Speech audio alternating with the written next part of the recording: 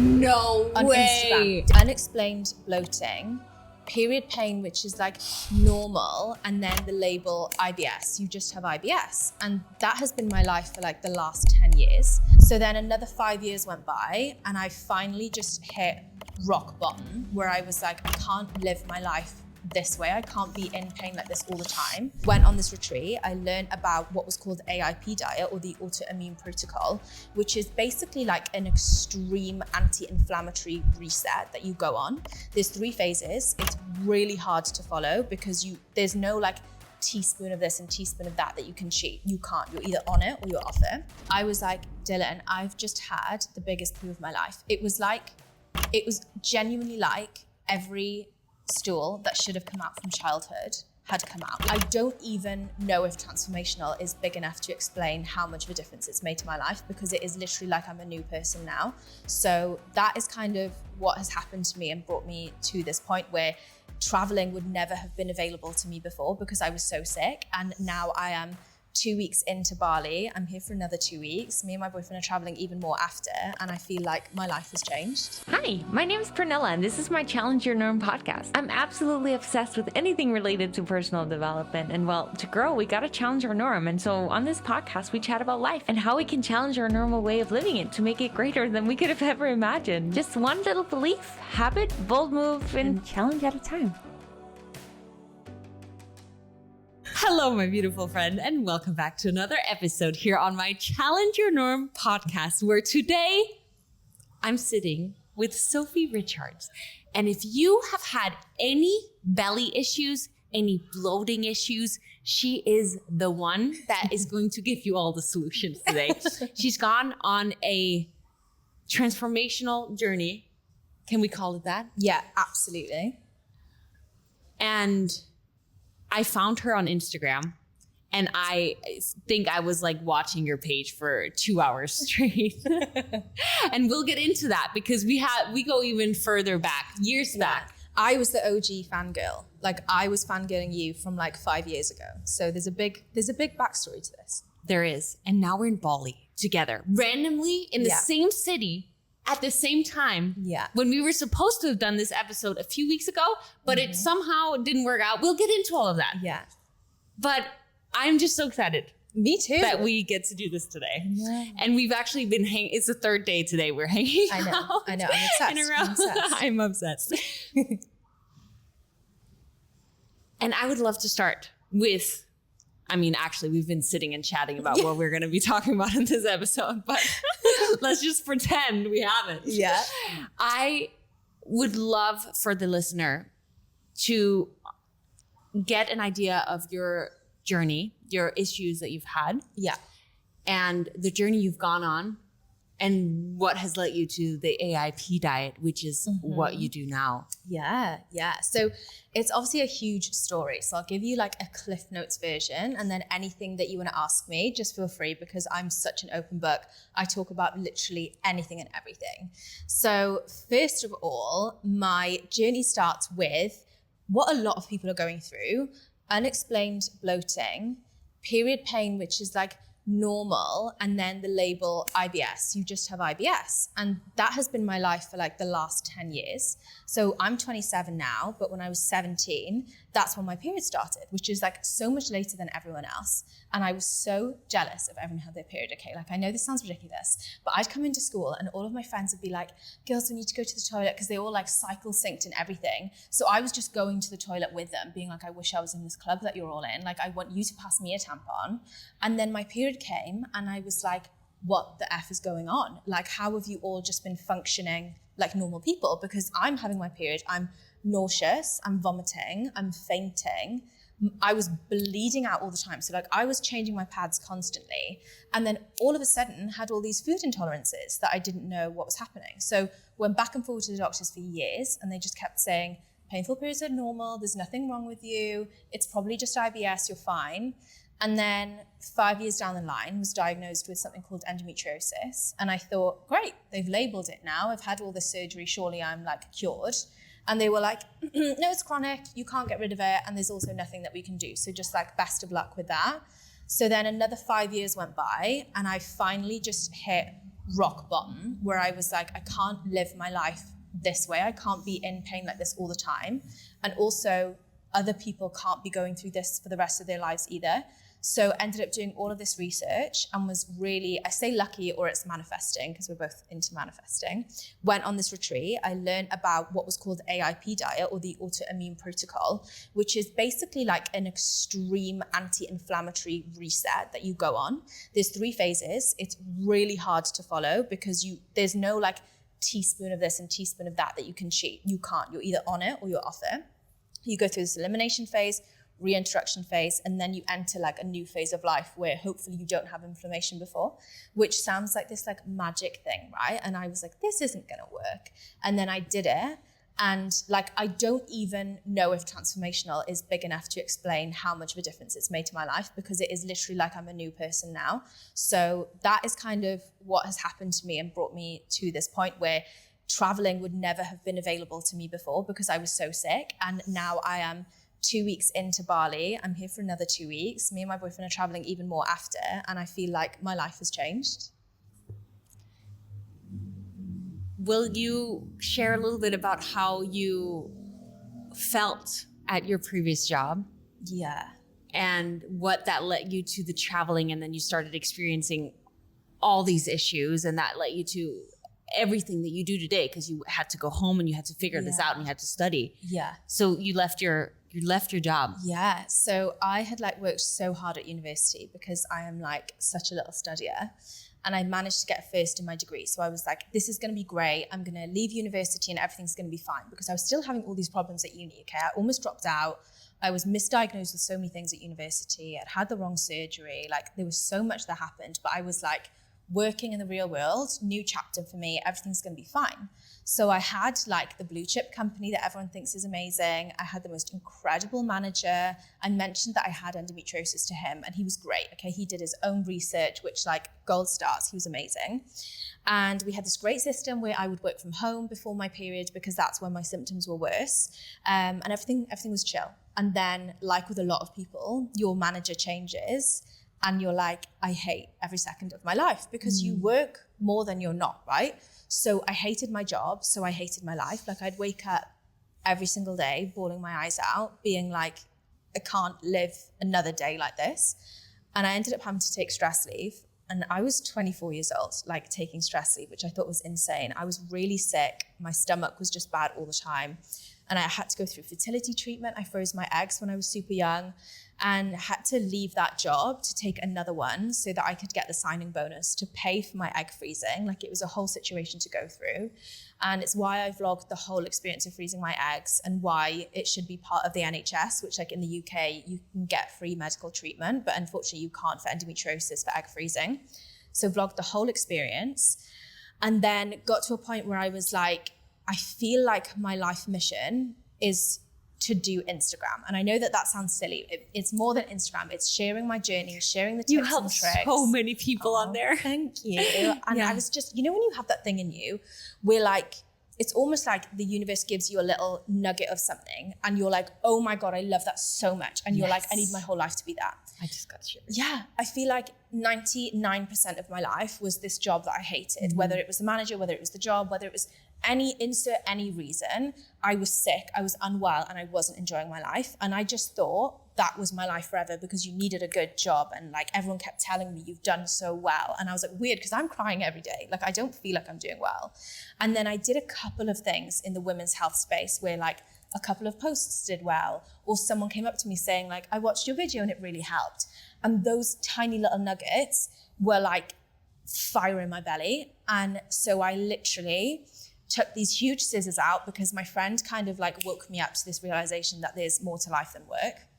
I cut ties with like every job I'd been in, and I went full 180. I went from being like corporate queen who's like trying to act like everything's perfect and I love my job, to being like, I'm now in Thailand. Like I literally booked a flight with my friend. We went to Thailand for 2 months after I quit my job, so that I could just try and figure things out.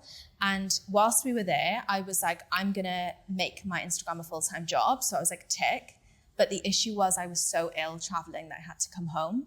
So when I came home, I put like every single piece of energy, an hour of my time into researching all of these different diets, how I can help myself, sharing the whole journey of like the good and the bad, because there was so much bad as well. And I was learning from people that were following me as well, saying like, hey, I had this issue with constipation too. Try this supplement. And it really worked for me. So that's kind of then what brings me to now, after over a year of all of that research and now training to be a menstrual health coach, which I'm loving, and kind of like slowly learning to understand my condition better, vlogging it so that other people can maybe understand their condition too, and finding the AIP, which has been life-changing to me, but so many other people as well. Yeah. And it's that thing that we were talking about, how when we go through a struggle, often that struggle is what connects us with our life mission and our purpose and everything that we're supposed to be doing in our life. Because this struggle has led you to get to now live the dream, the dream that you've been living off, which we will get into. But first, for anyone who hasn't heard of this diet before, what is it specifically? Like, what are you allowed to eat and what are you not allowed to eat? I know there's an elimination phase and then you slowly start introducing different foods into your diet. So what are you allowed to eat? You said it, for most people, it takes about a month. To be in this elimination phase diet, right? So what are you allowed to eat during that month? So the AIP is basically an extreme anti-inflammatory diet. So for anyone who's been slapped the label of like IBS, or maybe you have a condition like endometriosis or rheumatoid arthritis, which is interestingly where the diet has come from. The root of it was actually for joint inflammation, but as a side effect, it's full body anti-inflammation, which is incredible. So the diet starts with, exactly like you said, the elimination phase. So there's 3 phases: the elimination phase, the reintroduction phase, and the maintenance phase. So the elimination phase goes anywhere from 30, so a minimum of 30 days and a maximum of 90 days.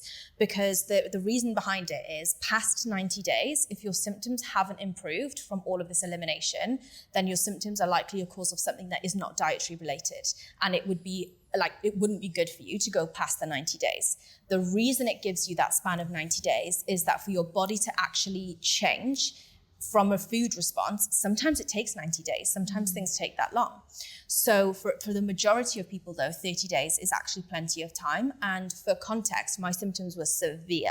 Like my stomach was bloated all the time. I was having flares. And when I say flares, I mean like twisting, cramping, and specifically to endometriosis, I'd start bleeding. It was like spotting pain. And I would get it after eating certain foods or exercising too much, for example, all of these different things. So in the elimination phase, the foods that you can and can't have are technically really simple, but it's just about having your AIP hat on.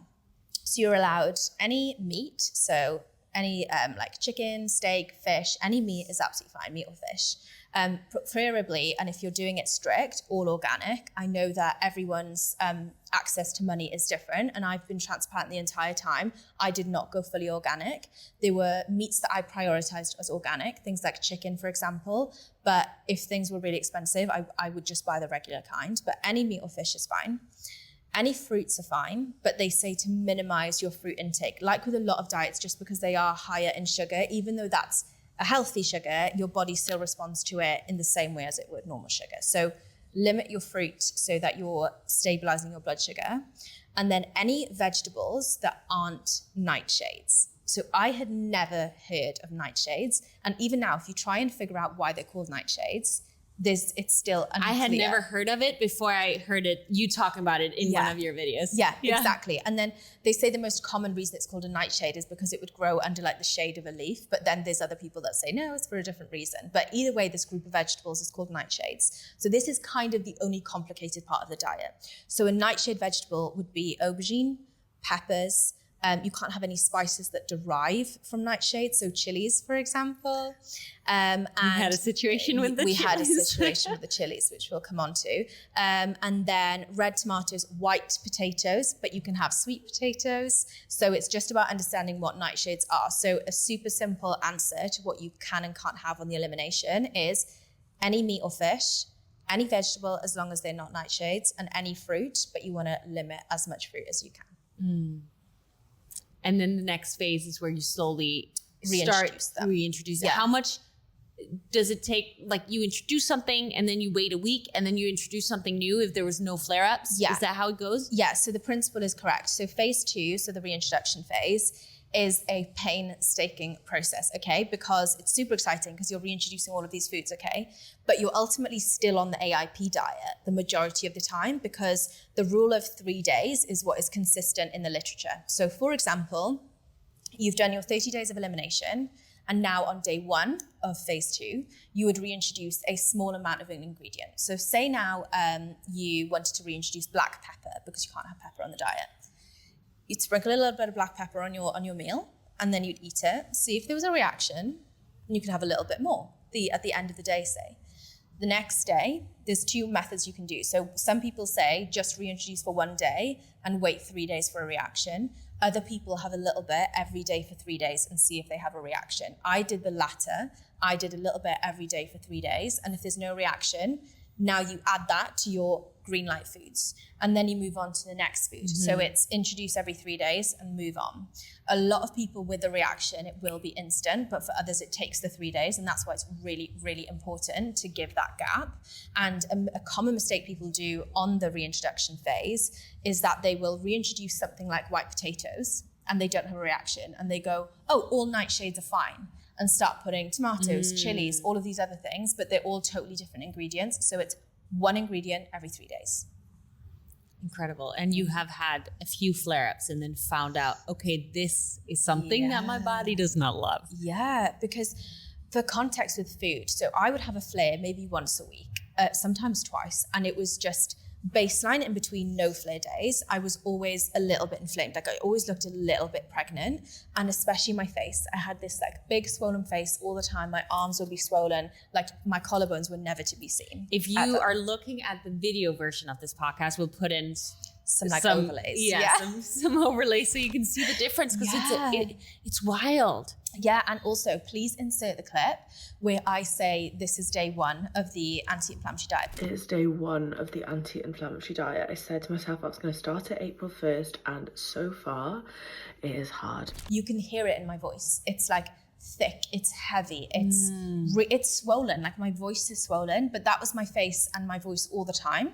So over the 30 days, this I'd say miracle happened. Like my face came back, my body came back, I felt lighter. I was having all of this incredible food, because that's what I think people should focus on. And you'll know this as a coach as well. People find it much easier to stick to a diet if they focus on the food they can have rather than the food they can't. So I was experimenting with all of these foods that I previously wasn't eating. Sweet potato, coconut milk, all of these great ingredients. And then when I went into phase 2, I was actually nervous because so many people in the AIP community reached out and said, you won't want to leave phase 1. And I was like, you are high. I was like, I am struggling through this elimination phase. This is the hardest thing I've ever done in my entire life. I'm going to be waiting for that day, whatever, when I finish. And they were right. I was so wrong. I got to that day and I was like, I don't want to lose this feeling.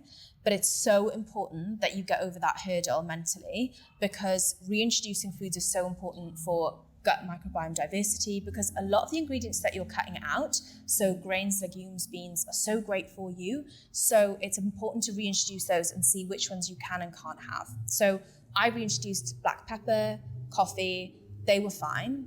And then I reintroduced a tiny, tiny, tiny amount of chili flakes. And chili flakes, I just used to put in everything, sometimes just for the Instagram picture. Like I'd have eggs on avocado and I'd be like, chili flakes just to make it look nice.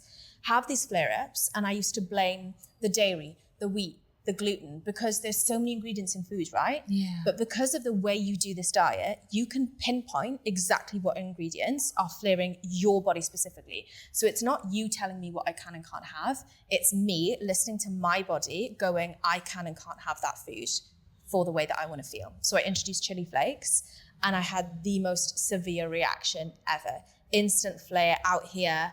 And I just went back to square one. Inflammation, throat swelling, face swelling. And it was this light bulb moment where I was like, I have been fueling my inflammation and blaming my endometriosis the entire time. And it's so easy to kick yourself, right? And say, why didn't I do this sooner? But I never had access to this information. No doctor in the last 10 years has ever told me to do this diet. They've told me to do the low FODMAP diet, which I did, and I had 20% success from it. But the AIP is what made that difference. And so I'm frustrated with myself. I'm frustrated with the medical community for not bringing this diet sooner. But I am so grateful to have found it now, because also I think, well, I could have been 50 learning this. I might never have learned this information. And that's why, kind of like what you've done with your page, you know, you go through something and you're like, it's made such a difference to my life. Other people have to know this. And so I started blogging about it, thinking that people were going to really come for me, because no one wants to hear that their diet is a problem, right? No one wants to be told that. So I just showed them the experiment, and people were curious and started doing it.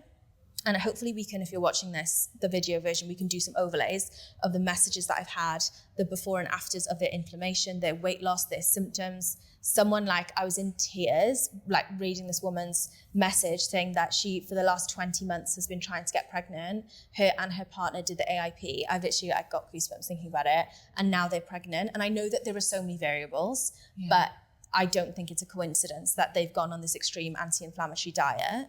And this person was struggling with PCOS, which especially struggles with inflammation. And now they've conceived. It's incredible that when you embark on this journey, because it's really because you decided to commit and go all in. And that takes a lot of discipline. It takes a lot of commitment, what you've gone through, and the willingness to share all the vulnerability that comes from sharing something like that online. And I just want to mention, you've made a guide, and we're going to put it first link in the description so that anyone who feels called to give this a try, they can get your guide and dig into this. Also, you mentioned that people had told you it's just IBS. And also you mentioned that you got a second opinion. Can you talk on that a little bit?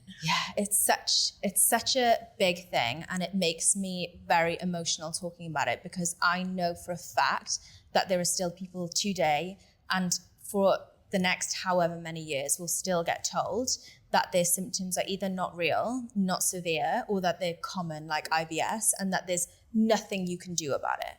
And it's dangerous. It really is dangerous to tell people that. And something that I really struggled with was when I was going to the doctors, and I was like, I used to wear these, you know, I don't know if you had them, but they were called Joni jeans, where they were like these skin tight legging jeans, and they were just super tight. Definitely worn way too skinny jeans in my past. And I was always wearing them with no issue. And then my period came, and all of a sudden I was like, wait, they fit me now. And then I've eaten and I have to unbutton them, and my stomach is out here. But some of my friends aren't having to do that.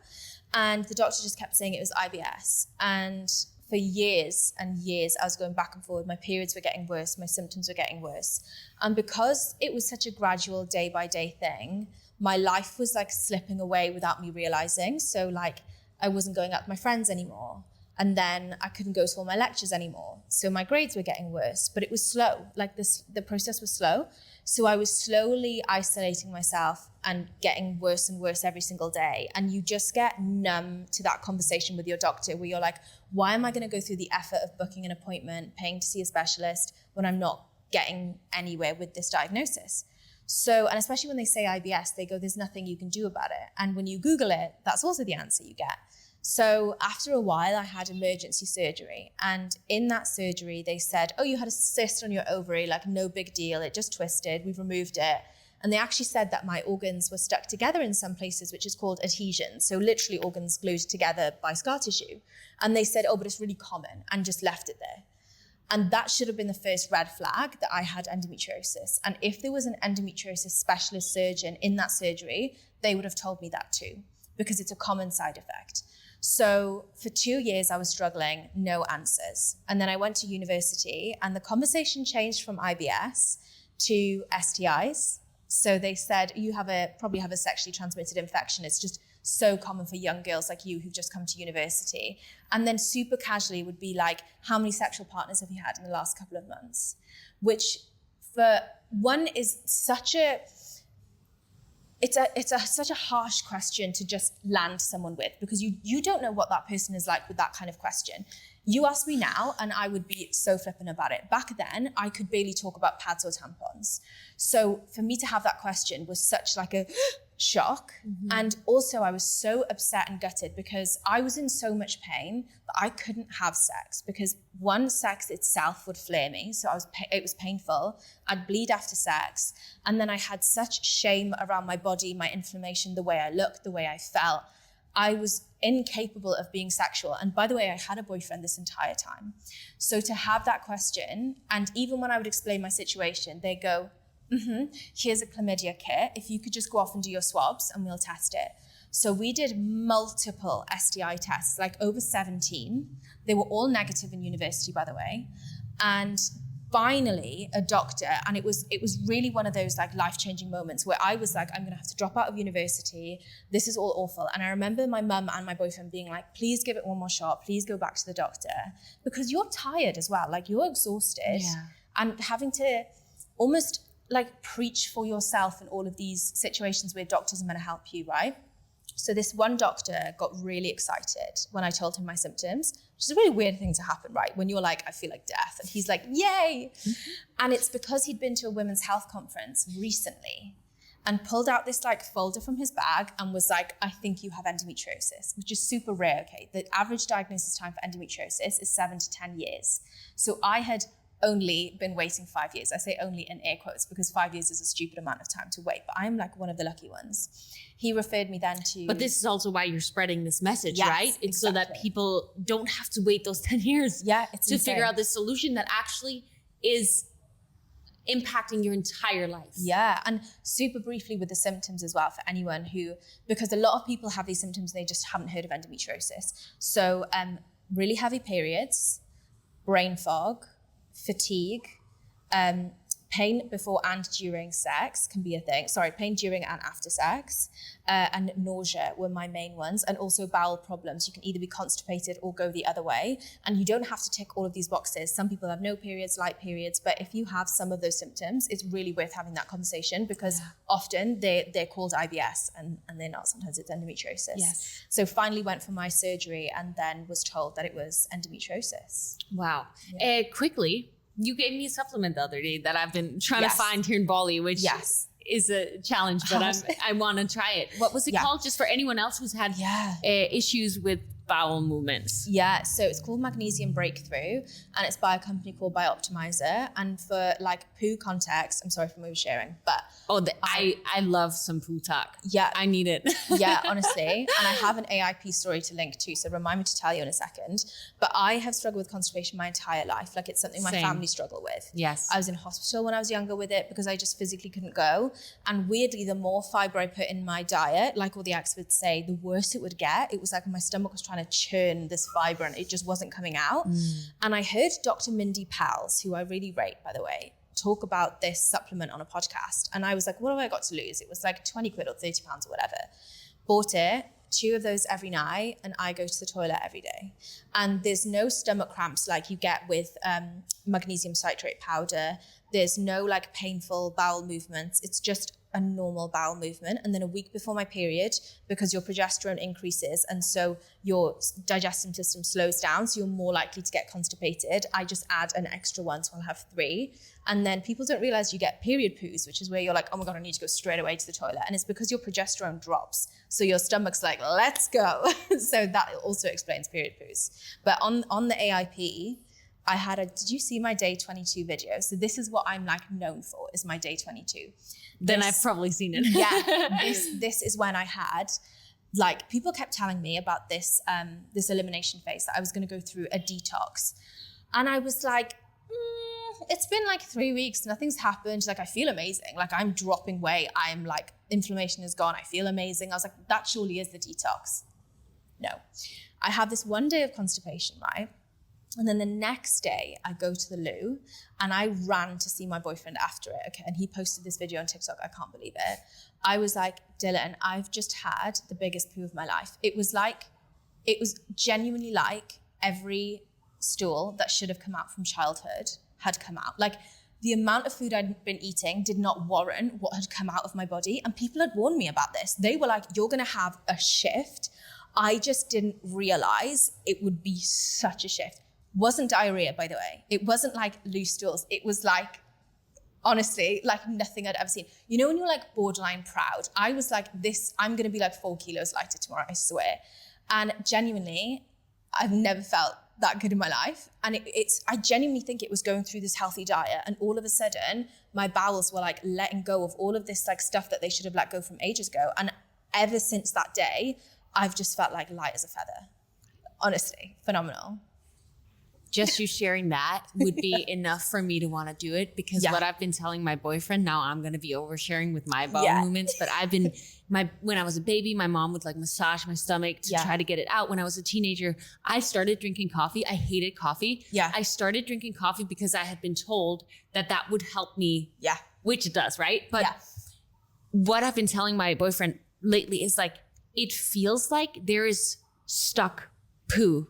Yeah, you're not fully emptying. I'm not fully emptying. Yeah. So just that day 22 would be enough for me to enjoy the moment, honestly. And I feel like people with constipation will listen to this and be like, that's everything I've wanted in life. Yeah. Like, it doesn't matter about the promotion. Yeah. It doesn't matter about the marriage. It doesn't matter about the ring. Just a good poo. Yeah, seriously. Because it does, for people with constipation, you know what it's like when you go 2 or 3 days without it. And even now, okay, I still experience it every now and again, but nothing like I used to ever since that day. Yeah. And also, it wasn't just day 22. It was like day 23, day 24. It was still coming. And I was researching it, and it was this whole thing about how and apparently when you have colonics, this happens as well. For some people with like extreme constipation, the lining of their bowel is just like stuck with debris. And that's why you need to make sure you drink lots of water, no processed foods. And this is something that, even though I would always say I'm like a healthy person, I prioritize protein, but sometimes not in the best way. So I will on the go grab a protein bar, which has crap powders in and all of that stuff, but I'd be like, oh, it's 20 grams of protein, so it'll be okay. And I think I just got into the habit of doing that a little bit too often. So even though my diet was whole foods, my snacks weren't, and I think I overdid it on that front. So I think they contributed to that too. But yeah, it was a huge thing on the diet. Wow. Look forward to it. Yeah. Can't wait for that too. Seriously, do you want to know another weird thing that happened on the diet that happens to so many people? And it's not fun to go through, but I think it's interesting. So a few days in, I think it was day 6, I'll need to go back. It's in the guide, but also in my videos. I started having nightmares, but like not just like a bad dream. I'm talking like I am awake in my dreams. I know I'm awake in my dreams. And bearing in mind, I didn't dream before. So like maybe the odd dream here or there. But from day 6, and I think it lasted like 3 weeks, I was having the most vivid nightmares. And I was also like awake in my dreams. Like I knew I was dreaming. All these horror things were happening. You know, normally in a dream where like you fall off a building and you wake up, I'd fall off the building and I'd be like, I'm broken on the floor and I'm still in my dream. Like it was really not fun. So I posted about it, and then this doctor commented, who specializes in gut microbiome, commented saying that there is such a connection between the gut and the brain that a significant shift in gut microbiome can have a significant effect on your thoughts, but also your dreams. So some people will have euphoric dreams. Some people will have negative dreams. But since, especially building the community on the AIP diet, people are commenting being like, is anyone else having weird dreams? Is everyone else having weird experiences? And I'm like, it's not just me. So that's also something it's just like an experiment. Like what ways are your dreams going to go? And it's not that everyone gets affected by it. But that's so fascinating. Yeah. And it was also cool for me, even though it wasn't fun, it was cool for me to know that my gut was shifting so much. Because I'd go to bed not bloated. I'd wake up not bloated. And I was like, there's no better feeling. Yeah, insane. Yeah. Oh my gosh. You know how the first day we met here in Bali, I was like, I have this feeling that us meeting and hanging out, you're going to convert me. Yeah. Honestly, I'm going to want to give it a try. I just also think that this diet, okay, is supposed to be a last resort diet. So you should have tried all of the other anti-inflammatory diets first, things like the histamine, the low FODMAP diet, yada, yada, yada. Because like with every diet, there are some downfalls. So one thing I want to mention is that if you've not heard of high FODMAPs, they're basically foods that make you feel a bit gassy. And it can be great to eliminate those for a certain amount of time. So things like cauliflower, broccoli, fresh onions, fresh garlic, okay? And I did the low FODMAP diet years and years ago, and it was great for showing me that those were foods that I should have in low amounts. With the AIP diet, they are all tick friendly. So it's good to have that awareness when you're going into the AIP, that if you know there are fruits or veggies that can still trigger that gassy feeling, I would still avoid having too many of them. So I still had broccoli, I still had cauliflower, but I would make intelligent switches. Like I would use garlic granules or powder. I would use onion powder instead of the fresh stuff because they have a lower FODMAP ranking. But overall, anyone, in my opinion, and obviously I'm not a professional or anything like that, so check with your doctor, but I truly believe that anyone who struggles with inflammation should try the AIP, because essentially it's a super clean whole foods diet. That's why it's easy. It's just committing to it. Yeah, exactly. Just doing it. Yeah. Being like, I'm going to stick to this for 30 to 90 days. Yeah. And see what happens. Yeah. And no matter what, whenever you make, I've done so many YouTube experiments. And every time, even if it's something that I'm like, I'm not going back to this, like I'm not going to continue doing this, every single time you make such a massive shift in your lifestyle, you learn so much. So you're a different person on the other side of it.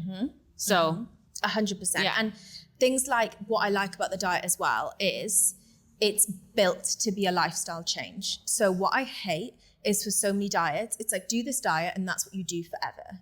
And who wants to live their diet without grains, legumes, beans, treats here and there? No one.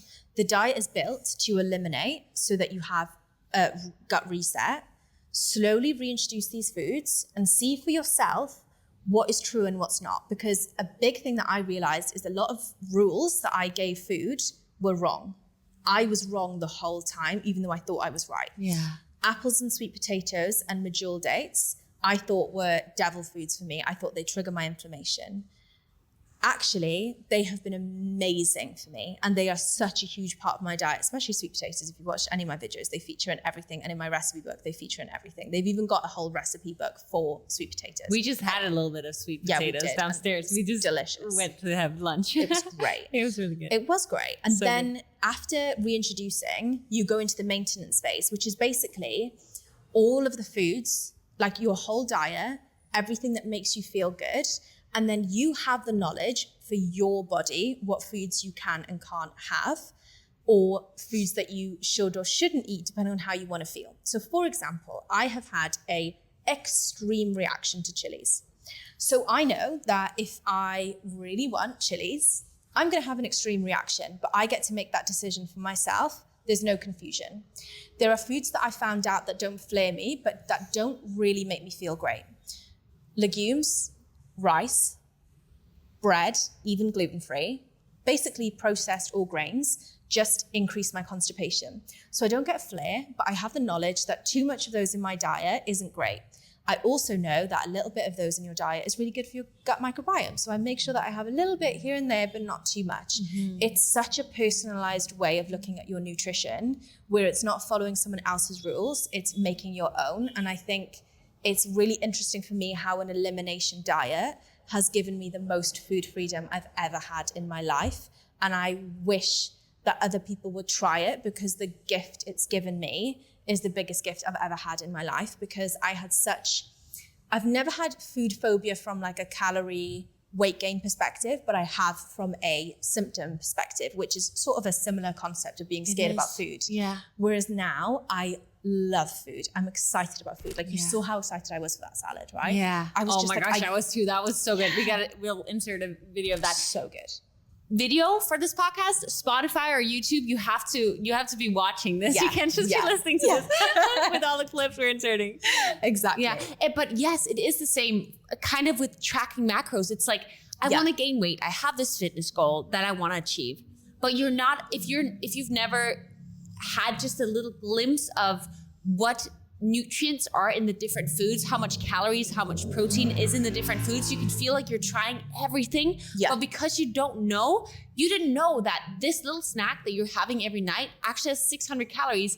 If you just let go of that by itself, you would be losing weight pretty rapidly. Yeah. And so it's just with the awareness comes you can still have the snack. Yeah. But then the freedom of choice. Hey, do I want that? Or should I maybe choose something else that actually is in alignment with my goals? Yeah, it's exactly that. And like an example for the AIP, would be like, I look back and I feel sorry for myself because I, for example, love coconut milk and I love coconut milk curries and all of this stuff.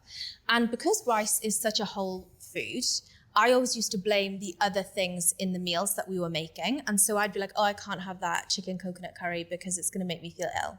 And then doing the AIP made me and my boyfriend experiment because he's the chef in the house. So when I say I cook or I found, he found. And he's amazing. And he made this coconut chicken curry. It's free on my Instagram. And salmon curries and all these amazing things. And because I couldn't have rice on the diet, I was like, oh, I'll do it sweet potato. I was like, this is the best meal ever, but I'm going to flare. And then the flare never came. And I realized that the issues in my meals before was the chili and the rice. So you all of a sudden find ways to have your favorite foods in slightly different ways. And you're like, oh my God, this is incredible. Like I get to eat all of these foods. So people think of this elimination diet and think, oh my God, how am I going to survive going through it?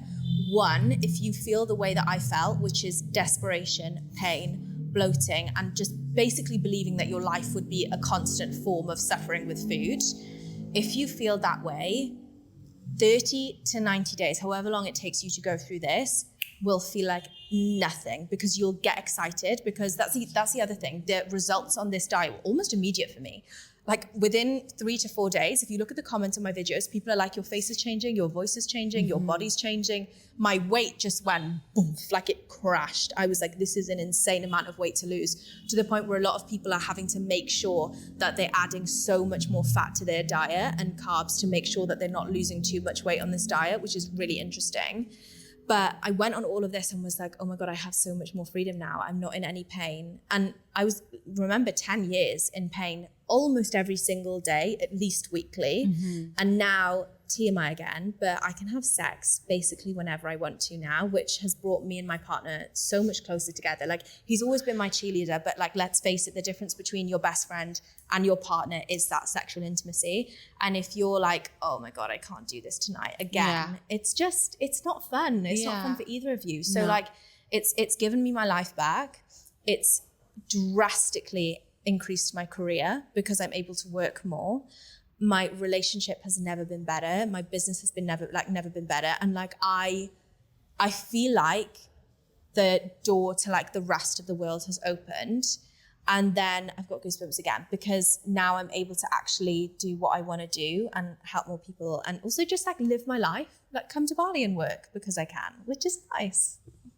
It is. I want to hear about this new life you've built from having gone through this transformational journey, which isn't a good enough word as we spoke about, but you experiencing that and starting to share online. Yeah.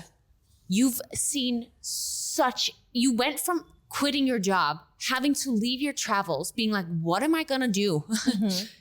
To building this platform now. I think did you grow like 300,000 in like 6 months? It was on like Instagram? 2.5 months. In 2.5 months. Oh my gosh. So March 2024 at the end, because I started the AIP diet on April 1st. And a top tip for anyone who does want to start it is pick 30 days, pick a month that you know is a low-key month for you. If it's your best friend's wedding or your birthday, don't bother starting until you know you've got a good month. Like give yourself a good chance to succeed. So April was that month. So the 1st of April is when I started vlogging this experience.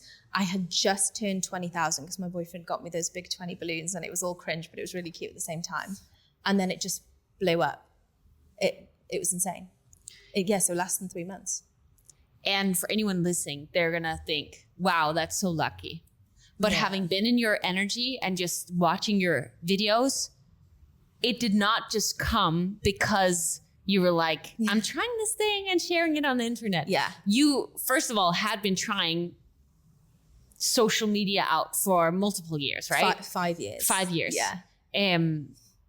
And when you were in this situation, you were like, I am going all in. Like I have no other focuses. Yeah. This is what I'm doing. And just being in your presence and what we've been talking about also is like, we're both people that are like, we get an idea, we execute, and it is done. Yeah. Like you did not just sleep on it. No. You made it freaking happen. And I think that's important to share as well, that when you want something, Yeah. you have to go all in if you want to see that amount of progress. And you'd been learning so much in those 5 years that you had been doing social media, right? Yeah. Like it wasn't just overnight. Yeah. I think what's really important as well, and it's why I was so excited when you asked me to do this podcast, because you're the same in terms of when you have an idea, you want to do it and you'll put the effort in. And I think everyone listening to your podcast or anyone who follows you will also be the same, because like attracts like. So the people watching this will be hard workers, executors, but they might not necessarily be where they want to be. And I think it's for the same reason that I was in this situation, right? So I will get an idea and I want to do really well and perform really well. And I was doing that in my job. So I was executing and delivering results in my job, but I wasn't executing and delivering results in my life because I was giving all my energy to my job. So when I decided, and for context, I was at Amazon as an account manager in the London office, like it is as corporate queen as you get. And I was like, I'm literally gonna cut all ties because I need to go all in on my life, my dreams, my aspirations, rather than this company's dreams and aspirations. Because at the end of the day, if I worked there till I was 60 or 70 and left, no one would remember me 3 weeks later. Like, you're gone, you're done. Whereas I was like, that's not the life that I want to live. One, I'm not healthy, so I want to get myself healthy. But two, I want to actually make a difference. I want to make a change. And the only way I can do that is if I go down this path. And I was like, I know that if I put my mind to something, it will deliver. And that's what everyone else listening to this podcast will be doing in their life as well. It's just asking yourself, are you doing it in the area that it matters to you, or are you giving it to someone else? Yeah. So when it came to doing the social media, that was like the start of my journey. But I'd say and it's kind of funny how they say, like, when you go all in, that's when you get the results. So my social media had grown from maybe 6,000 or 7,000 followers in March 2023 when I quit my job. And then it grew to 20,000 by March 2024. So say like 14, 15,000 in a year, because I was doing a little bit more. But if I'm being honest with myself, I wasn't going all in. And then when it came to the 1st of April, I made a promise to myself that I wasn't going to worry about money, because I'd released a digital course. I'd created it and then sold it as a digital product. And I'd made enough money from that digital product to cover me for 3 months. So I had 3 months savings in the bank. And if someone is watching this and they're not doing digital products, they need to start doing it. Yes, I agree fully They need to with start that. doing That it. is it. Yeah. 100%. Yeah. But anyway, so I'd done that. So I had the money in the bank to just take 3 months off. Anything past 3 months, I was screwed. I needed money. So I was like, I've got 3 months to make this work. And I was like, I'm just going to take the financial pressure off and I'm going to go all in with this diet. So I lived my life as if the only thing that mattered was this diet, and then a helpful way to motivate me and keep myself accountable, because to keep myself accountable, like public accountability is a big thing for me. So posting for my socials wasn't just to grow my socials, it was to keep me accountable. And I realized from one of the very first videos that went viral that this was going to be really, really important for both myself and my business. Like, I just, when you have an idea, you take one action, and then that triggers 10 times the response in a positive way. And that for me is like the universe, God, whoever you believe in, sign saying this is the right path. And I just ran with it. So every single day I'd go out for my morning walk, because that has been shown to be so beneficial for female hormones health. Then the walking in itself would help with the movement for bowels. And I'd also make sure I didn't have any sunglasses on, because it's really great to have a little bit of sunlight in the morning through your eyes. On that walk, I would film my day, whatever update. So I'd do my walk, I'd enjoy it for 30 minutes, and then I'd turn back, and on the back 30 minutes, I would film. So sometimes it would take me 30 minutes, by the way, to make just that 30, 60, 90-second video. Is that because you would re-record it, or so that you could clip it together and just have the good parts? Yeah, so it would be an accumulation of things. So I live in Twickenham, and if you know Twickenham in London, there's planes going over all the time.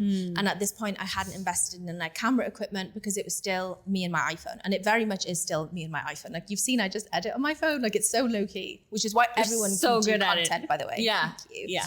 And so I was filming these videos, and then sometimes a plane would come over and ruin the audio, or like someone walk past me and I'd be like, oh my God, mortified. Someone's just seen me vlog, like something like that. So it would just take me a while. And sometimes I'd be like, I was so obsessed with sharing every single detail that I was like, no, I need to have that in because I wanted everyone to know what was going on. I'd get home, I'd have my high protein breakfast. I would film that. And then I'd spend like 2 hours editing that video to make sure it was good. So whereas before I'd be like, here's a video to post. Why am I not getting views? Why am I not getting likes? Why am I not getting follows? These videos were so in-depth and edited in such a way that I was like, I am so proud of this video. I don't care how it does. And then as everything. I know that feeling so well. It's so different. It's so nice, isn't it? And it's funny because it's like you let go of what you want and then it comes to you. Yeah. And then I did that every single day for 100 days. So I'm now on like day 108, 109 of being. So you committed to 100 days. You're going to do that, and then after the 100 days, now maybe a few days will go by. To capture things like here in Bali, for example, and then you put it together. In a video. Because I'm in the maintenance phase and the diet is literally how I live my life, which I didn't also believe in before. Like I thought people were like, it's a lifestyle change. And I was like, nah, I'm just going to have to make myself be healthy every day. No, because you experience what it's like to not be in pain, that is enough of a positive feedback loop to make you want to pick the healthy option. So I'm no longer going, okay, if I'm healthy Monday to Friday, I can treat myself on the weekend. I'm now like, I get to be healthy and pain-free and I get to pick the healthy option. And that's what I want in that situation, which is wild. And even my taste buds have changed. So for example, the sweet things that I crave are things with like dates and nuts and seeds. I don't crave the protein bars. I don't crave the chocolate. If anything, I remember my friend was like, oh, why don't you just try a bit of chocolate? And it was dairy milk and it was like 40% cacao or something. And I put it in and I was like, I spat it out. I was like, it tastes like plastic. It was just not a taste that my taste buds were happy having. Whereas like a real raw cacao, I'm like, oh my God, it's so rich. And there's people listening to this going like, what a dickhead. That's not true. Because that's what I used to think when people were saying that. I was like, you're lying. You don't actually like that stuff. But when you commit to a diet for over 3 months, your taste buds will change to accommodate that diet. I experienced that when I haven't been on the AIP diet, but when I became aware of making more healthy choices, I really experienced that. My taste bud. You just don't crave it anymore. No, you crave the other stuff. So I still have cravings, but they're for the salad. Like for example, I used to have a sweet breakfast every morning. Now I have a savory breakfast, and people can't get over the volume of food that I eat in the morning either, and my weight's still dropping, which has been insane. That's been my journey as well. Yeah. I don't understand how much I can eat. Yeah. And how the physique I have. It is 100% because of the choices. Yeah. Of food. Because you can have it. Yeah. It's just when you have processed, sugary food, it's like you can 10x the amount of food you can eat when you get it from Whole Foods. Yeah. Which can we share? Yes. Because now the next journey I'm so excited. We are going on is a bit more on the fitness. Which is scary for me, okay? Because for anyone who is listening and not watching, I think you can visibly tell that I am not a fitness gal. So I move so beautiful and stunning and gorgeous, and your body is banger. But I'm excited for you to feel strong and powerful, and I will stop interrupting you. Yeah, no, but that is like, it's so nice hearing that as well, because I think also the story that we tell ourselves is the story that's true to us, but sometimes that's not the story that's actually real, you know? So it's so lovely that you said that. Thank you. I think bit of backstory to why I'm going on this next phase. So I'm actually going to call it phase 4 of my anti-inflammatory journey, because the AIP is obviously 3 phases: elimination, reintroduction, maintenance. And this is now, we're still playing on the name, right? But I think body fat experiment is what we're going to call it. Because, and it just came out of your mouth when we were having coffee the and other we day. both looked at each other and we were like, that's it. Yeah. And I was like, I'm running it in my phone. Yeah. And it's really important because the menstrual health coaching course that I'm studying, so I'm not qualified by the way yet, but every single time I watch one of these lectures, I'm like, why wasn't I taught this in school or just told at the GP when I went there? And one of the things was about your body muscle mass to body fat ratio. And this will be like second knowledge to you. For me, this was like new information. It was talking about the impact of fat cells on your body, your hormones, your system. And I was interested on a podcast with an endometriosis specialist doctor. The podcast was called Say It How It Is. And basically in that podcast, I asked him, I said, look, I've come across this piece of literature, and it says that if you have a higher muscle to body fat ratio, I say that in air quotes, body fat, because for women, it's really important to have a level of body fat to support hormones and menstrual cycles and all of that jazz. But essentially a lower body fat, higher muscle ratio will mean that your system is working better. It can be great for your digestion, but also the impact it has on your hormones. So if you don't know, endometriosis can struggle with estrogen spikes, and you get an estrogen spike in your cycle in the middle in your ovulation. So estrogen is like your Beyonce hormone. So this is when you like feel amazing and you feel sexy and you're like, everyone thinks I'm amazing, like that hormone that makes you confident. And then that's why in the run up to your period, you feel like crap and you're like, no one likes me, I'm ugly and I just want to sleep, because estrogen has tanked. But that hormone that makes you feel great, for a lot of people, it can make you feel not so great, because it can cause all of these cramping sensations for people with endometriosis and sometimes people without endometriosis. So you think you should be in this amazing point in your cycle and you're like, I feel like crap. But what I didn't know, and you might know a lot more about this, is that your fat cells secrete the hormone estrogen. So in theory, the less fat cells you have, the less estrogen you're secreting, the less endometriosis flares or hormonal imbalances that you get. So I got my body fat measured, didn't I, whilst I'm in Bali, but I'm going to get it done when I'm at home as well, because I want to make sure it's accurate. But it said something like, was it 23.6 or 23.9?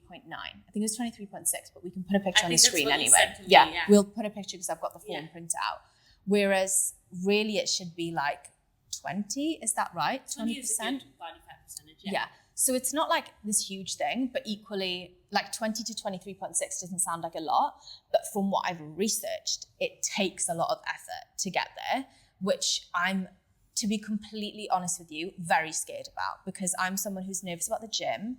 I'm all in on some things and then I fall off the wagon with others. And going on the AIP and a lot of what your message about how when you follow through the promise to yourself, you feel invincible.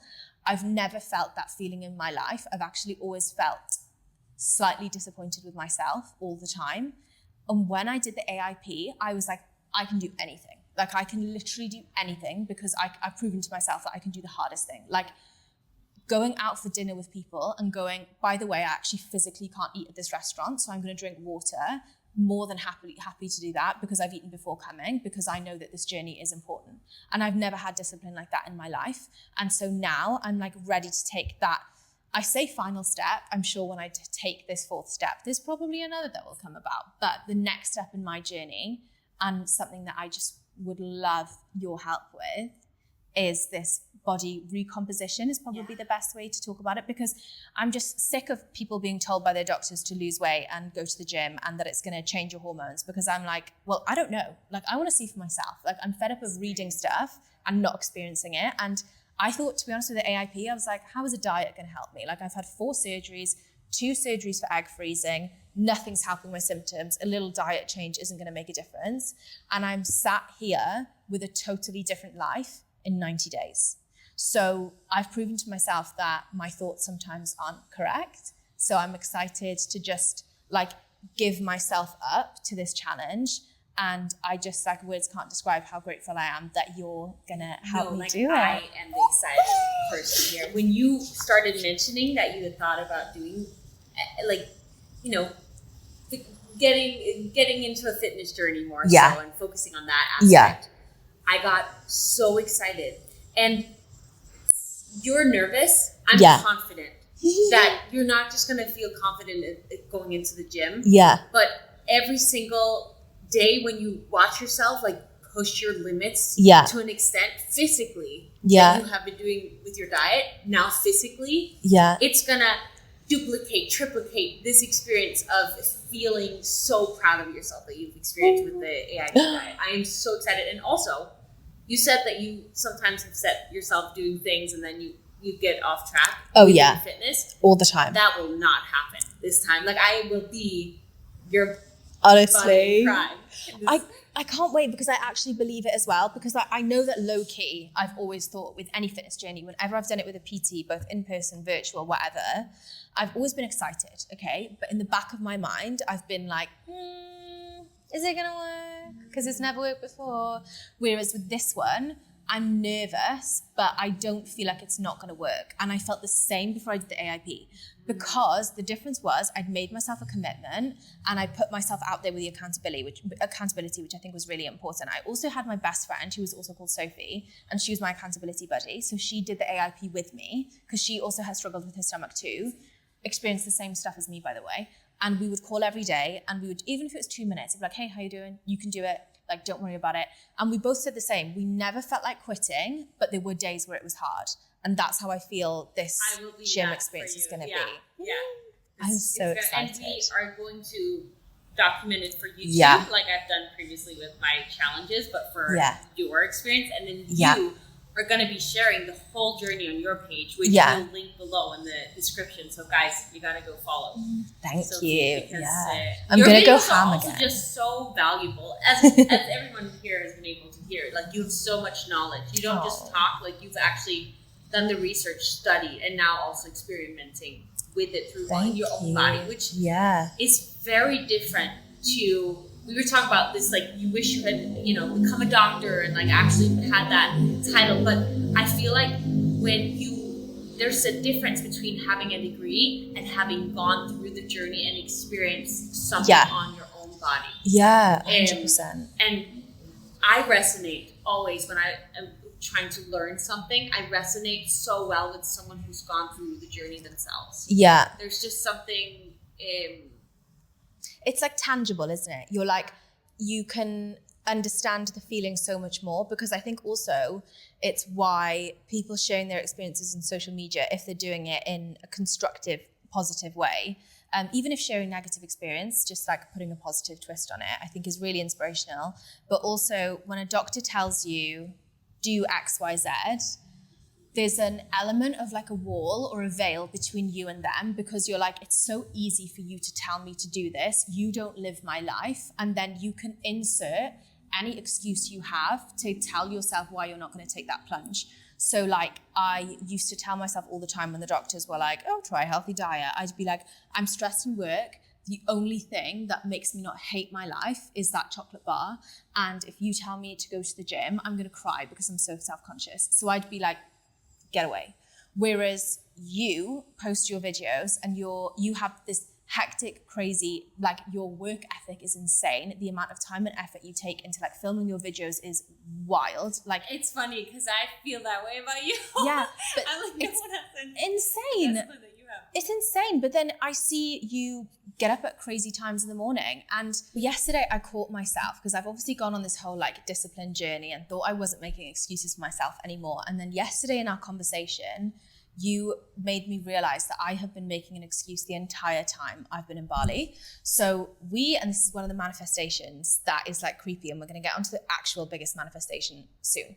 But I had recently been invited on this incredible retreat called Escape Haven. And I had been there the whole time. And I've obviously followed you for years and didn't realize that you had been on exactly the same retreat. Exact same same one. Which is like 5 minutes away from here, but we'll get into that. It's insane, isn't It's it? crazy. Insane. And at this retreat, we were chatting about the experience, and I said, you know what, the one thing I wish I would have had is more movement, because the schedule was packed and incredible, right? But there was no time for walks, no time for gym, because I was on the healing package. And you said that you had got up extra early to get your walk in before going. And I was like, okay, so you wanted to go for your walk. I wanted to go for my walk. Workout. I ran to the gym. Yes, ran to the gym. Yeah. Even more. It's the same. It's the same. Just wild.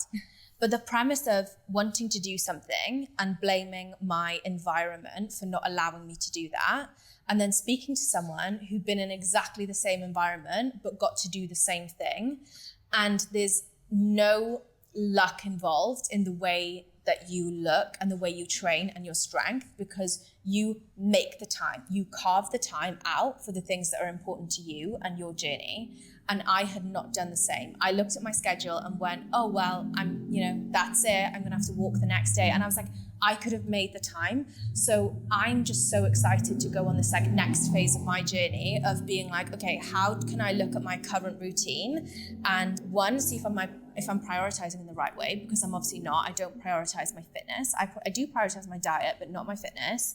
And two, how can I maybe change the way that is it my night routine? Is it my morning routine? Like, what can I do to make sure that I'm still working, still happy, still socializing, but getting that fitness in? And I think we all make excuses all the time of like why we can't eat healthy. Oh, because the restaurant near my work or the place near my work is really hard to order healthy meals. But there is someone that's prepping their lunch and bringing it in. And I want to share, because you did that for me today. You asked me, what's like the next goal? And my comfort zone was answering in saying, you know, I still have my YouTube goal. I want to get better at making videos. I want to grow my podcast, like my normal answers, which is true. Those are real things. Mm-hmm. But I had this urge to also tell you about the fact that I really have for a long time have been wanting to get into public speaking. Yeah. And you share that you have been doing a lot of that. Yeah. And then we started talking about it and I was like, but I don't really know, like, I think what's been holding me back is that I don't know how to go about it. Excuse. Because what you then went into saying is that, okay, so what I did was I went into the speakers and like I literally watched this TED Talks a quadrillion times to study and research, okay, what went into it? How can I use the structure that she's using and explaining? And you also talked about Alex Hormozi, like, yeah, you really did the research for you to develop that skill. Yeah. And then you started talking about how you reached out to, or I should reach out to these brands that I could work with and speak at their events. If they ever have events, like, hey, I'm here to speak. Yeah. So I had been saying I can't public speak because I don't have the experience. I'm not ready yet. And then you coming in as someone who's done that and made it happen for yourself. It's like, wow, I've just been holding myself back. Yeah. All it takes is like one little step at a time, doing the research, creating a somewhat script, maybe talking, like reaching out to a school and be like, hey, do you guys I want to come speak at the school. Like, it's just about those little steps. Yeah. And also what is funny is you actually are the most qualified person to be a public speaker, because what you're doing right now is public speaking. You're speaking to thousands of people that follow you on Instagram, YouTube. You have a topic that you're interested about. You're also actually interviewing someone, which is another skill that a lot of people with public speaking can't do. So it's interesting that something you think you don't have the qualifications for or the skills or the experience is actually something you've been doing your entire career. And it's also about reframing if you don't know how to do something, it's about studying it. Approach public speaking in the same way you approached your fitness, of like, I need to just understand how it works, how you get the results, and make those steps there. Like, you showing up to the gym is the same as you showing up in a brand's DMs or emails. It's just about changing the industry or the theme, 100%. And also the power of, I think so many people are nervous or embarrassed or shamed to voice their dreams or their goals or their opinions. But I always think, because someone told me this thing and I thought it was so powerful. They were like, never, one, be embarrassed to share your dream, because if someone judges you for that, then more fool them and you should judge them for that behavior. But two, sometimes people don't share because they think someone's going to steal their idea. And the effort to steal someone's idea, no one's going to do it. And they will never do it as well as you do either, because you are the one that has the fire to follow that through.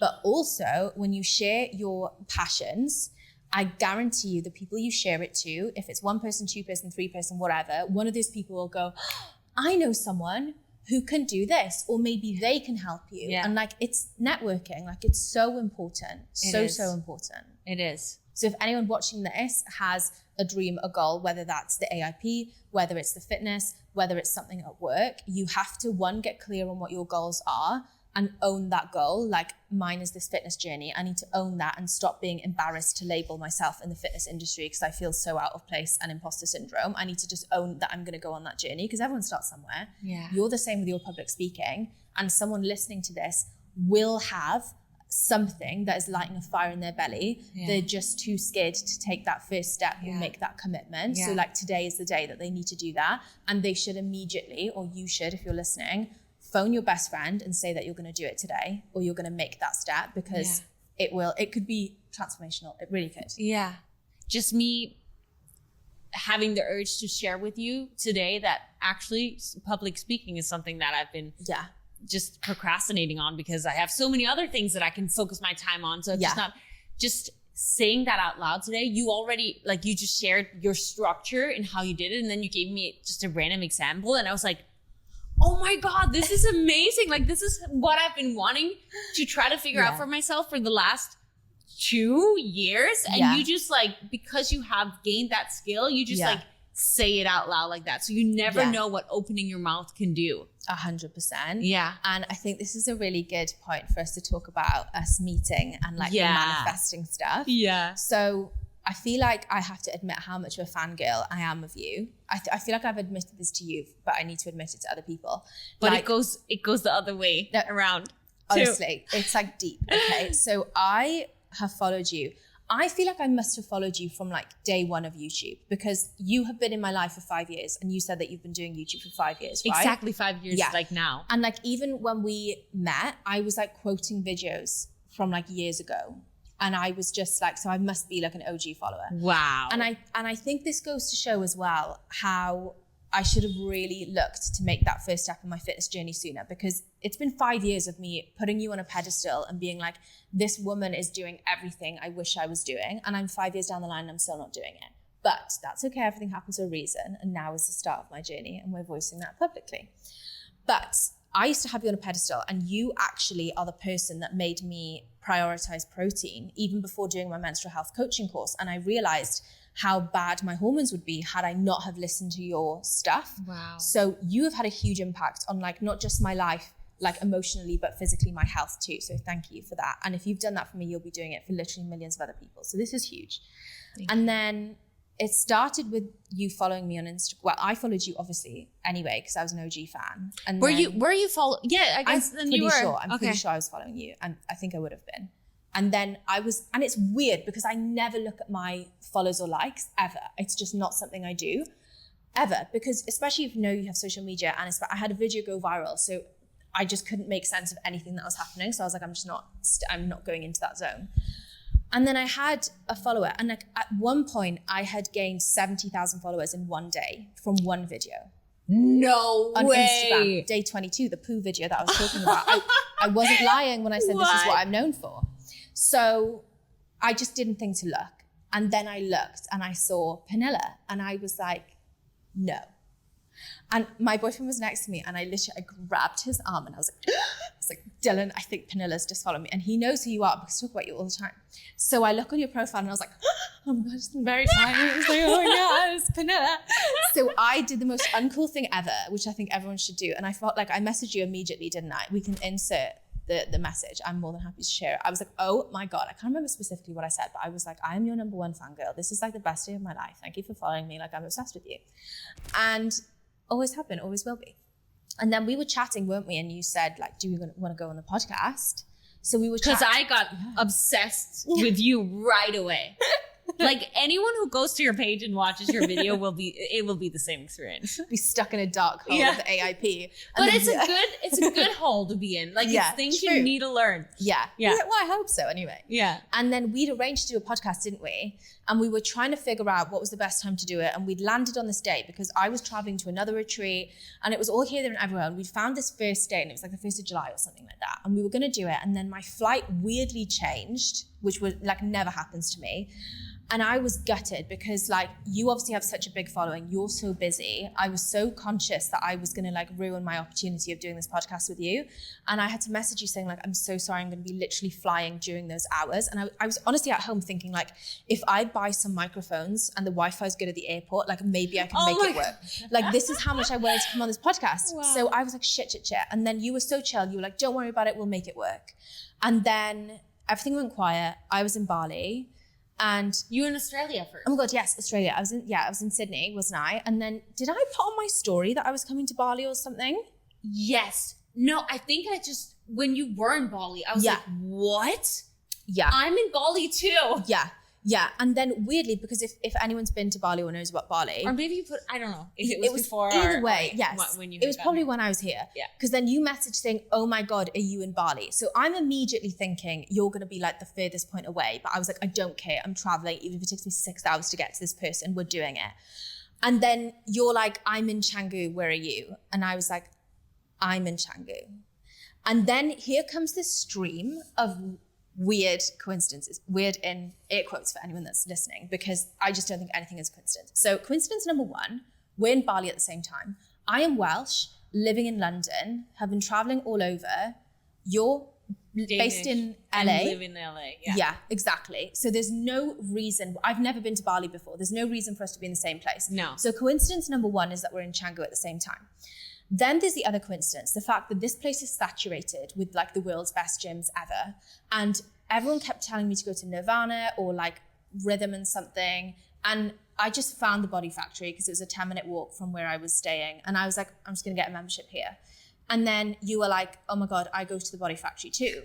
And I was like, no way. So that's coincidence number two.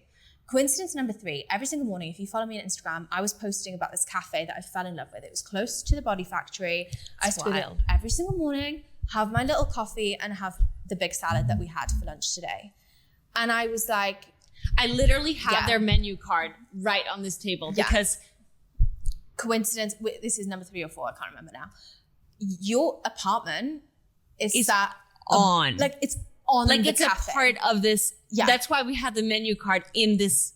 Yeah. It's because they're like, I think it's the same owner or something like that. Yeah. So just zooming out, someone I have followed from afar, just virtually for 5 years, is in Bali, the same time as me, going to the same gym, living in the cafe that I go to every single day. And you found my Instagram. I found you. Like, it's insane. Oh, and then I think the biggest, is it the biggest coincidence? I don't know, because it all is just so spooky, is that I actually posted about my next phase, this fitness thing, way back when, like weeks and weeks and weeks ago. This was before you followed me, because I said this is a potential that I'm going to do this. And then recently was like, right, when I get home from traveling, this is the next step. But I had this crisis that I was like, I'm not a professional. I can't do this on my own. And I knew that I needed a coach, because with something like this, I'm so out of my depth. I need the accountability, but I also need the expertise. And then weirdly got back into your YouTube to explore what you'd been doing, to then find that you've been doing exactly what I need, which is the body recomposition, because I watched the video of you and your mum. And I was like, this is what I need. And then all of these coincidences happen, which aren't coincidences, it's meant to be. And now we're filming a podcast together, and you have so kindly decided to sign up with me to do this thing. Yeah, I'm so excited. I just can't believe it. Like, it's wild. It's perfect. It's perfect. It's like divine timing. Yeah. Bottled up into like a billion different coincidences. Yeah.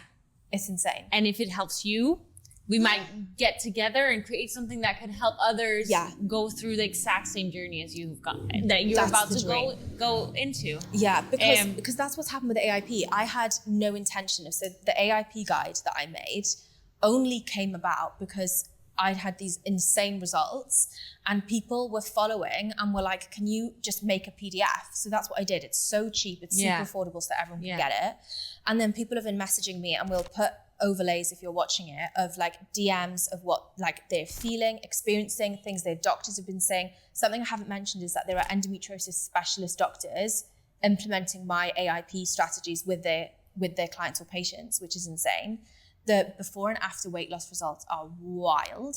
And I was like, okay, if my experience goes from 1 to a transformation and the guide helps, if the same happens with the body recomposition, we could create, I don't know if a guide would be enough, if it was I don't know like what that looks like. I think I need to go through it first to see what would help other people, because like what we said before, when you go through something, you know what other people need. Because I've tried to go on a fitness journey for the last 10 years and it's never worked. So if whatever we do together works for me, it will work for everyone. I just know it. So keep an eye out for that. I have absolute confidence that it will. Ooh, I can't wait. Yeah. I really We've already created your plan, kind of, and now we're going to be tweaking it. Our first workout is going to be in a few days. Yes. At the Body Factory. At the Body Factory. I'm so excited for And it's going to be like a 12-week thing, isn't it? Yeah. And the amazing thing is that it's just the little tweaks that make such a big difference. The same with your AIP diet. It's like the little things of cutting out just a few things and eating clean made the entire difference for you. And it's the same on your fitness journey. It's just slight little tweaks. Yes, it's going to feel maybe scary at first, like your AIP diet. Yeah, anything new, But when you realize, wow, now that I have this awareness, then I can make the choices and figure out what do I want. But it's just the slightest little tweaks that are going to make such a big change. And you experiencing that and just like feeling powerful and strong and watching your body change and your mindset like shifting because, you know, the physical impacts the mental. It's, oh my goodness. And I am going to, but I'm going to be taking your energy, your fire, everything that you have that you inspire me so much. So everything that you have, whenever we talk, we have our daily check-ins. I'm going to take that from you so I can get some of your energy. It's going to be so fun. It's how I feel speaking to you though. And I also think that's such an important tip for people as well. It doesn't matter what you want to go through in life.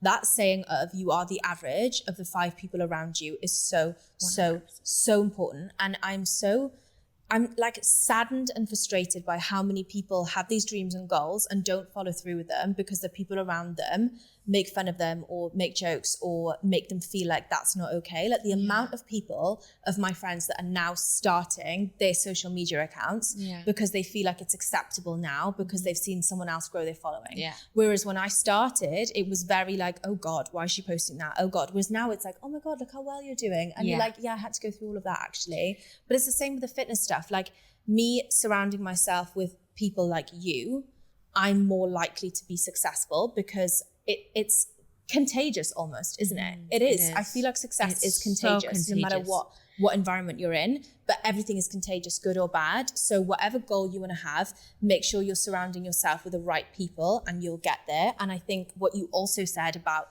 the confidence spilling into other parts of your life, and I've already experienced this with the AIP because I'll be completely honest, financially, I was on my ass. So I moved to London in October 2022 with my boyfriend. So like not even a year ago. And when we moved in, he was so kind and said that if I couldn't make rent, he would pay for that. Because he was like, I want you to go all in this year on your career, and my career being social media, which is hard sometimes because there's no guidebook or whatever, which is why I made the course, but there's no like thing to follow. There's no structure. And I was like, shit, what if this isn't going to work? And then a couple of months later, made that social media course, which I could then get the cash injection to take the time off to do the AIP. But anyway, since then doing the AIP and being so disciplined with myself in a positive way, I was then disciplined with myself in the way that I was editing my videos. I was putting so much effort into them, like making sure that people were getting value out of everything, which then grew my business. And then in 4 weeks, I made my corporate salary 4 times over in 4 weeks. And now that is bringing in total passive income. And I was like, oh my, like it still gives me chills because I still can't believe that has happened. It gives me chills. You told me nuts. The number, and guys, it's insane. Mind-blowingly insane. But it's a result of being disciplined in one area and applying that discipline to another. So my business, the work, the drive. But I feel like there is a missing piece of the puzzle because and this is like something that I don't like to talk about a lot, is the way that I feel about my body. Like I still have this relationship where I can look at myself and say, I look really normal, fine. But I think having years of your body change so drastically, I don't actually know what I look like and I don't feel good in my skin all the time. The most confident I felt is now, since doing the AIP and just being able to see my face again. Like people who have either gained weight or struggle with inflammation will know what it's like when your face changes, your body changes, your health changes. Every day you don't know who you're going to be. And I have never been so myself now. But being in the wellness space and also learning about the absolute joy to your health and your hormones, not just how you look, but to your hormones too, of going through that muscle transformation journey and altering your body composition. And it's not about getting the ripped and six-pack abs has to happen. I mean, if it happened, it would be great. But it's not about that extreme end goal, but it's about building my body to be as fit and healthy as possible. That's the piece that's missing, I think, from what I want to do right now. And we also spoke about other reasons people would want to transform their body in terms of increasing their muscle and reducing their body fat in a healthy way is more than just your physical appearance. So 100%. From the research, we spoke about pregnancy. You are able to support yourself, your body, your baby, deliver the baby, and then bounce back. And when I say bounce back, I mean your muscles coming back in a healthier way. Sorry, my alarm's going off. And when I say bounce back, I mean your muscle responding to support you in a better way. You're able to do that better if your frame is built for it. When you're older and you go through menopause and you don't have that gorgeous estrogen in your body, your bone density increases. And if your bone density increases, but your muscles around it are strong and are holding your frame up, you're not going to slouch like old people do now. When I look at my family, my mum won't mind me sharing this. She has osteopenia, which is the precursor to osteoporosis. So this muscle, the bone density issue. I know that I'm more likely to have that, but I have the control right now to prepare my body to not go through what my mum is going. But to do that, I have to go through this journey. And I'm so grateful to have you to do that. And I just think it's so spooky that someone who inspired me in the first place to increase my protein intake and get into fitness is actually going to be teaching me one-on-one how to do that. Like, you have genuinely no idea how grateful I am to have you go through that, because I think this will be the time that it works. And I think when something works, it's for life then. It's life-changing. It really is. I am genuinely so excited that I get to go on this journey with you. For one, because I love your energy and I want you to experience your most powerful self, which going through this, I think is just going to be a layer on top of what you've already been building, right? Yeah. But I also have a feeling that together we can really help many people. Yeah. Who have maybe had limiting beliefs or wanted it and just not taken action. I believe that through your journey, sharing that, I think it's gonna, just like you said, my fitness journey had inspired you, other people's fitness journeys and just growth journey mentally and everything has inspired me. By us doing this together and sharing that in whatever ways we do that, on your daily post, on my YouTube video, through this podcast, and maybe even a PDF or a challenge, whatever we decide to do. Like, I think we are going to impact those people who then are going to impact the people around them. And it's just a ripple effect of... Ripple effect is such a good term. It's the ripple effect. And I'm so excited for it, because I think you... And also I want to be around your energy all the time. I feel like this about you though. Like, I want to just like bottle you up and carry you around with me. I feel like we have similarities in Hype our... girls. Yeah. I feel like you need a cheerleader in your life though. Like, always, you need a cheerleader. You know, do. Someone who's like, you can do this, you can do it, come on. Yeah. And I feel like that's... We could be that for each other, for sure. Yeah. And I think you sit there proving the point that you can go on a transformational journey and make it a lifestyle, maintain, like, your lifestyle has totally changed recently. You're moving around all the time. And like, as someone who loves routine, like I love routine, you love routine, you're able to keep your routine even in a different environment, which I think is so strong. And I'm hoping that showing me going from where I am now, which is level 0 of like not understanding what I'm doing in the gym, and kind of like, I'm someone who shows up to the gym, I see like 3 scary guys and I'm like, over to the treadmill and walk. And I just walk, which I know is better than nothing, but that's what I do because I get scared. So if I can do this journey with you, I think anyone can.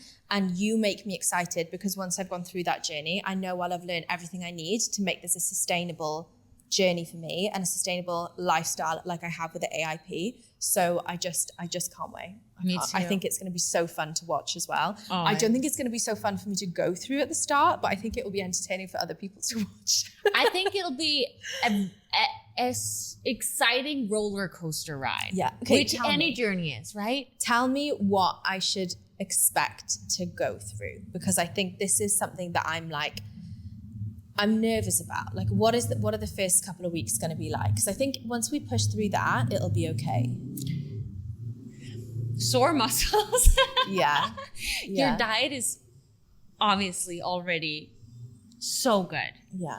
And we've talked about how you're going to be tracking macros so that we have an estimate of, so that you reach your goals, which tracking macros for a certain amount of time will help to then eventually just look at food and have an estimate idea. But tracking for a while will really help that. So we know that the tracking of the food can maybe the first week be maybe a little bit of an extra thing to have to do. But I also think exciting because it helps you get an idea. Oh, wow, when I make a plate like this, that's what it looks like on the nutrition wise. And then, you know, just getting that awareness more, which I know you already have, but that's an extra element. But also, right? Like with the AIP diet, I had to, because the reason I did the AIP was because I was like, nothing else has worked. I'm going to forget everything I know and try this and go all in. Mm-hmm. It's the same with you. Like, yes, I have an awareness of protein and things like that, but I might be putting things on my plate that I think are healthy or that aren't that calorific or that I think are nutrient dense, and actually they're not. And they're taking up a space of food that could be there instead, which is better for me. So I actually think I need to do the same as I did with the AIP, forget everything I know. Mm-hmm. And like you said, like with the AIP, you do strict elimination and then you go into maintenance after a while. With this, tracking at the start and then going into maintenance and not having to track. Yeah, but I love the way we're going about it, which is what I always love to share with anyone who's about to go on a fitness journey. It's like, you know what foods... You especially know what foods work well for you. Yeah. And it's not like we have to go in and create a completely new meal plan for you to reach your goals. No, keep eating the foods you love and get the awareness of exactly what you're saying. What are the nutrients that are in this food that I'm eating, and how do I make small tweaks so that it matches my new goal? Yeah. So that I can hit the macros that I'm trying to hit and reach my goal, but still eat the foods I enjoy. And it's just the little tweaks. And I think a big reason why it's going to be successful this time is because I'm combining the AIP knowledge with your fitness program. Yeah. Because before, what I used to do, and I think a lot of people listening to this or watching this will have done, is when you go on a fitness journey, you buy the first protein powder that you see, and you get the first fitness plan that you find.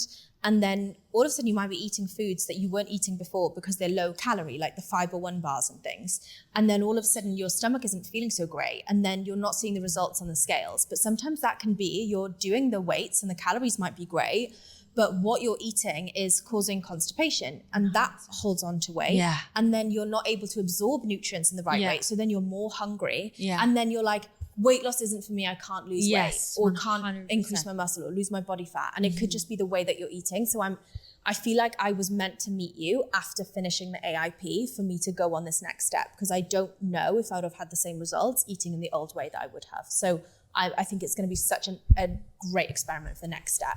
It will. It will. I'm so excited. Me too. And I am sure if you've been listening this far to the listeners and viewers, you're excited as well. And I'm sure everyone wants to go follow you if they haven't already. So before I ask you the final question, where can they find you? Where can they connect? Yes. So I'm on Instagram and TikTok, and I'm on YouTube. I'm new to YouTube. Okay. So be kind to me over there, but it's at the Endo Spectrum is my handle across all 3 channels. Amazing. And that's where you're also going to be sharing everything that you're going to be doing. So we're going to share everything. I think YouTube, I'm going to hand that over to you because I think your YouTube is just like incredible. I will happily do that. I'll be doing my shorts on YouTube still, but like my daily updates, I love doing on Instagram and TikTok. Oh, you're so good at it. You're so good at it. So good at it. Thank you. So this podcast is called Challenge Your Norm. Yes. If you had one challenge for the listener, it can be anything that you feel could help them on their journey, what would that be? I would, and it's uncomfortable to do, but I think really, really important, sit with yourself and find out what one excuse you've been making every single day that is stopping you from achieving the one thing you want. For me, recently, I say recently, since I followed you, for me, my goal has always been to achieve my fitness goals. And the excuse I've made, and it's the excuse I've made in the last 2 weeks in Bali, is not making the time for the things that are important to me. And that's something I had to be honest with myself yesterday, of making the excuse of not having time to do the fitness thing that I wanted to do. And then you showing up in the same situation, in the same arena, going, I actually got up earlier and I still did it. So that was me telling myself that was my excuse. So ask yourself what that excuse is and tell yourself what you're going to do to make that change. I love that. And I'm going to do that too. Everyone can. I think that's the beauty. I could still do it too. There's loads of things. Well, you're doing that right now. I am. Right? So exciting. you're on it. Thank you so much, Thank Sophie. you so much. For everything. I'm so excited. I mean, this probably won't be our last podcast together. Absolutely I'm sure not. we're going to do it Absolutely again not. when we're Yeah. a little further along and meet again. Yeah. Somewhere in the world. Somewhere We'll in the see world. where that I is. feel like we should do a podcast in a different country every few months. I love that. That's the goal. I will meet you wherever. Yeah. Where are you off? I'm just flying to see Penella. Don't ask questions. We've got a podcast to make. Oh my God, I would love that. I love it. Thank you I so much can't for wait. coming on Thank and sharing all your you. light and your wisdom. And I'm just so grateful that we got to meet and do this Me in too. person. What the? I know. Like, what are the chances? It's wild. It's wild. Thank you. Thank you. And to everyone else, remember, as always, that in order for you to grow, you have to challenge your norm.